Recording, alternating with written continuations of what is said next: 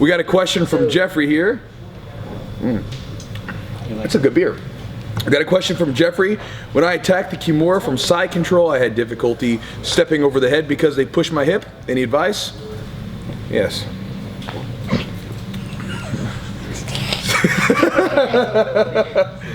Stick with me, Jeff, and I'm going to show you how to Kimura someone. Brought to you by Joe's Amazing Beer. You like that? That's good.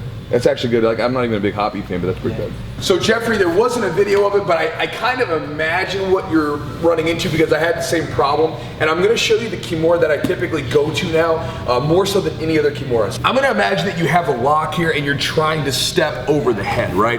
And this person is pushing against the hip and you just can't get the leg over. It's pretty common stuff. So what I do most often is I'm gonna transition to a modified sort of north-south position, and this Kimura is nasty. It works really well. And it works really well even against bigger people. Like, it's really hard to Kimura someone when they're stronger, but a lot of times if I do this just right, because of the torque that I'm gonna put on the shoulder, it works like a charm. So from here, what'll end up happening is, if I get here and I'm running into this position, what I'll do is I'll go ahead and bring my elbow back up to the body and I'm gonna walk around the north-south here. Now I'm gonna raise up for a second.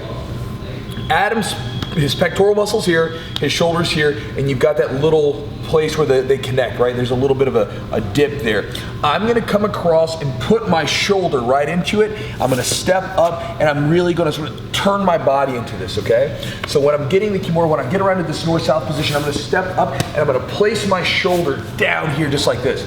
Now, I know it looks like there's not a lot of like control. Adam, try to get up for me.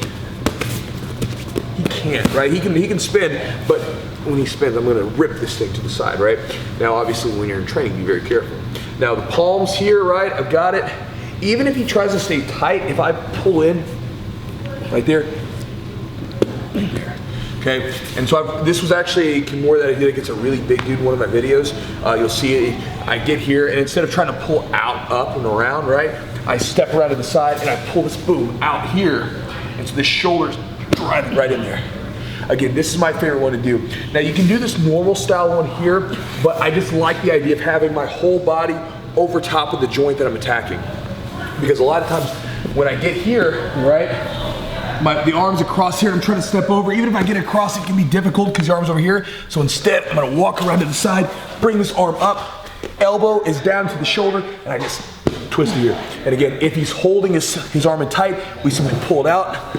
There it is. It's a nasty Kimura, okay? So the motion there is gonna be posting, sliding it, and really pushing that elbow into the side. One more time. So again, you run into the problem, you can't get around it. We're gonna bring the arm back in, step around the north-south, bring the elbow up to the shoulder, slide to the side. And guys, always with the Kimura, always slow to finish. Again, that is probably the most, if not one of the most dangerous submissions you can run into. You're attacking the most mobile joint in the person's body. And so if you do damage to this thing, it's never quite the same, right? So be very careful with the Kimura. Treat it with a lot of respect because it is very dangerous. So you need to be very controlled with your partners in training. So, Jeff, I hope that helps. Adam? Adam.